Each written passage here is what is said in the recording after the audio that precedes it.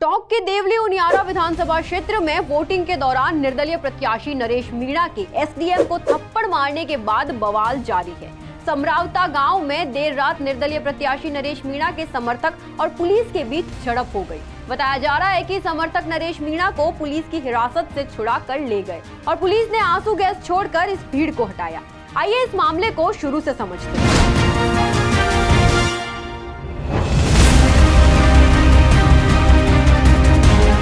देवली उनियारा में कल बुधवार को उपचुनाव के लिए मतदान हो रहा था। इस बीच एक पोलिंग बूथ पर निर्दलीय प्रत्याशी नरेश मीणा और एसडीएम अमित चौधरी के बीच बहस हो गई। बहस के बीच नरेश मीणा आपा खो बैठे और उन्होंने एसडीएम को थप्पड़ जड़ दिया। निर्दलीय नरेश मीणा की ओर से बताया जा रहा है कि ये विवाद ईवीएम पर नरेश का चुनाव चिन्ह क्लियर दिखाई नहीं देने और वोटिंग का बहिष्कार कर रहे वोटर्स को वोटिंग के लिए धमकाने से जुड़ा है। एसडीएम को थप्पड़ मारने के बाद हुए बवाल के बाद निर्दलीय प्रत्याशी नरेश मीणा के समर्थकों ने बताया कि समरावता गांव के ग्रामीणों ने चुनाव से पहले ही वोटिंग के बहिष्कार का ऐलान कर दिया था। बुधवार को ग्रामीण मतदान का बहिष्कार करते हुए धरने पर बैठे थे। इसकी जानकारी निर्दलीय प्रत्याशी नरेश मीणा को लगी तो वो भी धरना स्थल पर पहुंच गए। उसके बाद उन्हें पता लगा कि वोटर्स को मतदान के लिए धमकाया जा रहा है। उसके बाद ये थप्पड़ कांड हो गया। पुलिस ने नरेश मीणा को एसडीएम को थप्पड़ मारने के मामले में हिरासत में लिया तो समर्थकों ने पुलिस वाहनों पर पथराव कर दिया और नरेश मीणा को पुलिस की हिरासत से छुड़ाकर ले गए। इसके बाद समरावता गांव में पुलिस ने दबिश दी तो यहां भी जमकर बवाल हुआ, जिसकी वजह से रात को इंटरनेट बंद करना पड़ा। पुलिस को आंसू गैस छोड़कर भीड़ खदेड़नी पड़ी। हालांकि जब भीड़ नियंत्रण से बाहर होने लगी तो पुलिस की ओर से आंसू गैस छोड़कर भीड़ को तितर-बितर करने की कोशिश की गई। आज नरेश मीणा समरावता गांव में नजर आए। इस दौरान उन्होंने कहा, समरावता में दिया और आज हम फिर से फोर्स को जवाब देंगे, ईंट का जवाब पत्थर से देंगे। मैं आज फिर से कह रहा हूँ, मैंने जो एसडी में थप्पड़ मारी है उसका जुर्म स्वीकार मैं करता हूँ। उसके लिए मैं मुल्ज़िम बनने के लिए तैयार हूँ, लेकिन ना तो मैंने गिरफ्तारी से भागा, मैं गिरफ्तारी से नहीं भागा।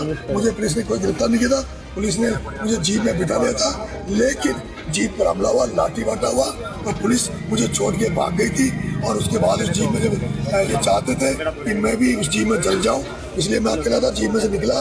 मैंने उस जीप में एक ड्राइवर था, पुलिस वाला, उसको निकाला, उसको बचाया। उसके बाद उस जीप में आग लगी थी।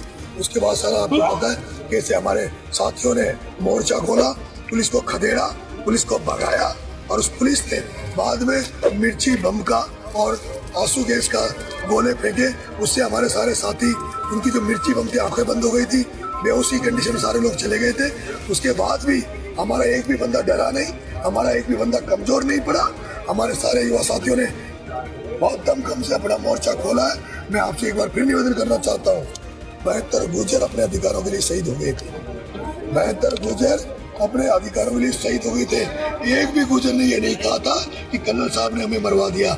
मैं चाहता हूँ मेरा समाज मर्द बने, मेरा समाज दिलेर बने, दमदार बने। अगर मेरे समाज पर कोई उंगली उठाएगा, आंख ऊंची करेगा, तो चाहे देश का प्रधानमंत्री हो, राजस्थान का मुख्यमंत्री हो, उसको जवाब उसी भाषा। वहीं रात को हुए हंगामे के बाद घायल पुलिसकर्मी डोडा राय सिंह के जितेंद्र चावला, टोंक निवासी महिपाल व मुकेश, जिनको उनियारा से टोंक रेफर किया गया, जिनका इलाज किया जा रहा है। वहीं आज सुबह 14 घायल पुलिस जवानों को भी टोंक रेफर किया गया है, जिनका उपचार किया जा रहा है। इधर अस्पताल पहुंचने की सूचना पर सीएमएचओ डॉक्टर अशोक यादव, अस्पताल PMO doctor BL Meena medical team के साथ अलर्ट मोड में दिखाई दी। देखने वाली बात ये होगी कि इस मामले में अगला मोड़ क्या आता है और किस तरह पुलिस और प्रशासन अपनी कार्यवाही को आगे बढ़ाते हैं। राजस्थान फर्स्ट के लिए कमलेश कुमार की रिपोर्ट। इस तरह की और वीडियो देखने के लिए हमारे YouTube चैनल को सब्सक्राइब करें और बेल आइकन को दबाना ना भूलें। यदि आप हमारा वीडियो Facebook पर देख रहे हैं तो पेज को लाइक और फॉलो जरूर करें।